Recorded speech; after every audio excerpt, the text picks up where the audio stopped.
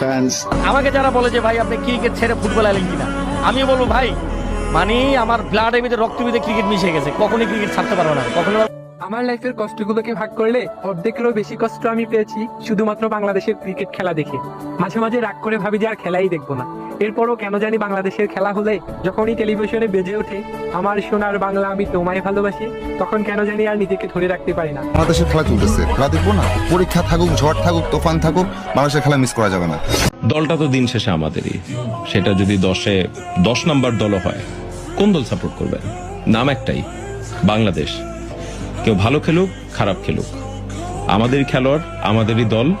আমরা সব সময় দলের সাথে থাকবো, রাগ করব, অনেক ক্ষোভ অভিমান থাকবে, কিন্তু দলের সাথে থাকতে হবে। কারণ হেরে গেলে রাগ অভিমান, তারপর আবার বাংলাদেশের ম্যাচ আসলেই সেই একই আওয়াজ, গলা উঁচিয়ে বলা বাংলাদেশ বাংলাদেশ। এই হলো লাল সবুজ দলটার ফ্যানদের চিরচেনা চরিত্র।